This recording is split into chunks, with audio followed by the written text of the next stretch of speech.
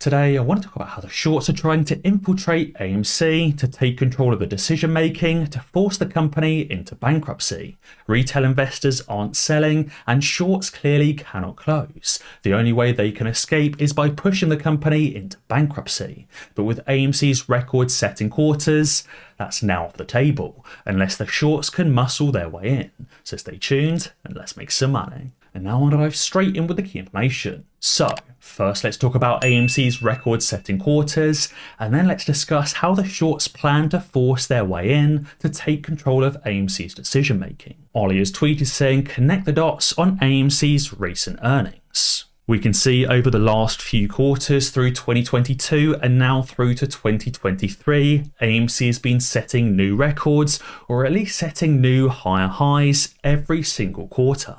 So that means not only is AMC currently profitable, but AMC is about to get even more profitable. We know a profitable company does not go bankrupt, and a company that is not bankrupt does not get delisted from the stock exchange and does not end up getting seller boxed. The shorts have struggled for over 2 years now to push the price down and to convince retail investors to sell their shares. Not only are they nowhere closer to getting retail to sell, but they're in an even worse financial position. The shorts have doubled, tripled, quadrupled and octupled down on their short positions, putting them at even more risk if the AMC price moves upwards. And as Cat Striker has tweeted, we're now close to breaking an all-time high. Not just a post-pandemic record, but even a pre-pandemic revenue record too. She tweeted saying we're getting closer to breaking the all-time high for Q3 revenues, or Q3 box office. 2016 is the all-time high recorded at $2.9 billion in the box office. You can see in 2016 the all-time high was $2.9 billion. In 2019, 2018 and 2017 it ranged between $2.5 to $2.8 billion. And right now we're already at $2.1 billion and the quarter is not over. So far we're on track to set over a $3 billion record at the box office, which would push AMC's profitability to new all-time highs. That should theoretically mean that AMC's stock price trades at a higher value than ever before in its history, being more profitable than ever before. Obviously the shorts will try their best to hold us down, but many other institutions out there will be buying a profitable AMC stock. So unless these shorts, these market makers and hedge funds can bankrupt AMC to get it seller boxed, they will lose. Especially as AMC is just about to add even more revenue with this tweet from Investor Turf. They tweeted saying AMC Entertainment will make non-AMC theatres pay AMC to show the Taylor Swift concert. AMC will serve as the distributor, potentially collecting upwards of tens if not hundreds of millions of dollars. This is also a very high margin activity as AMC will just be licensing the rights out to other theatres. So again, potentially hundreds of millions of dollars of pure profit for AMC. So let's talk about how the shorts plan to infiltrate AMC's board to change the decision making. So first, let's talk about what a hostile takeover actually is. So it says a hostile takeover occurs when an acquiring company or an acquiring hedge fund attempts to take over a target company against the wishes of the target company's management and shareholders.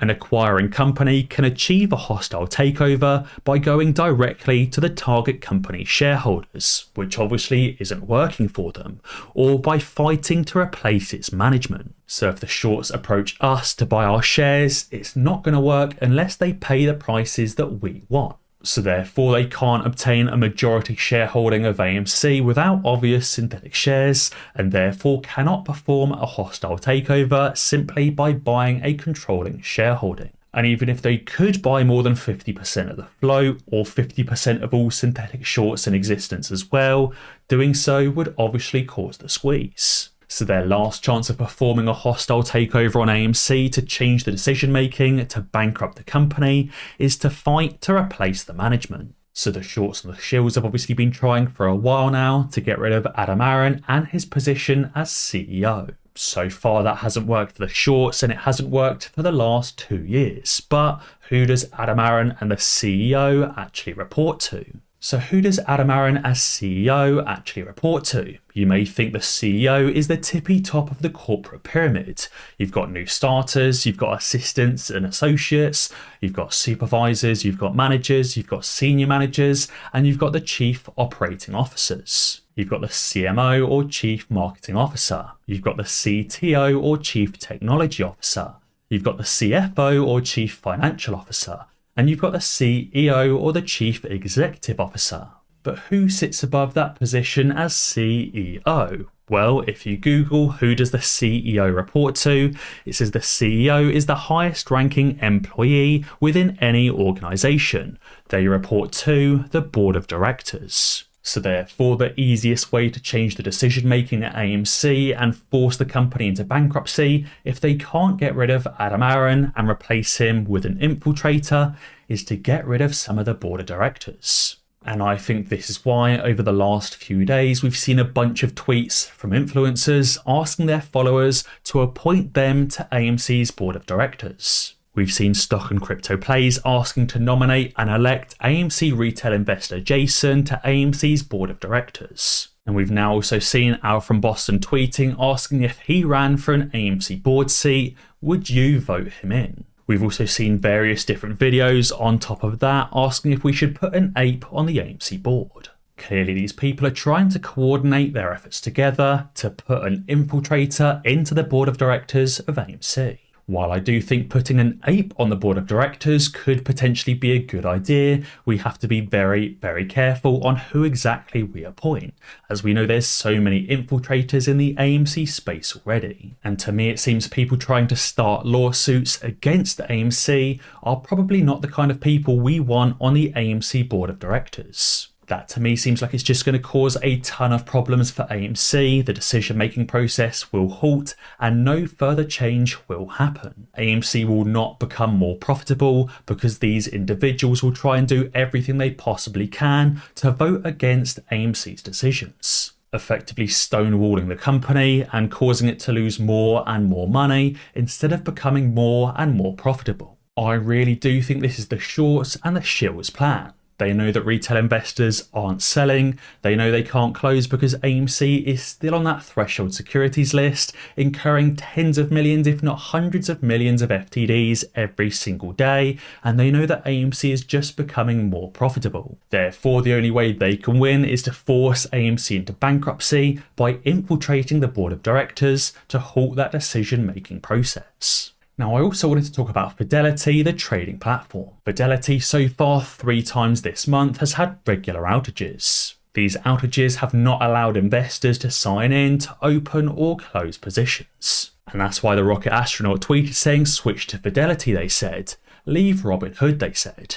While I do think leaving Robinhood was an excellent idea because obviously Robinhood turned off the buy button, it seems many people have gone to Fidelity, but as a result, Fidelity is now breaking. I personally have always been a big advocate of leaving Robinhood because they can turn off the buy button whenever they like and signing up with a different trading platform like Moomoo. Again, I've always said you don't have to sign up with Moomoo. You can sign up for anyone that isn't Robinhood or Webull. Many of you signed up to Fidelity, Charles Schwab and TD Ameritrade instead. But it seems those same 3 companies, TD Ameritrade, Charles Schwab and Fidelity, are being caught up in this lawsuit with Mullen Automotive. So far it seems to me that Moomoo is literally the only trading platform that is not either being sued or is known to turn off the buy button.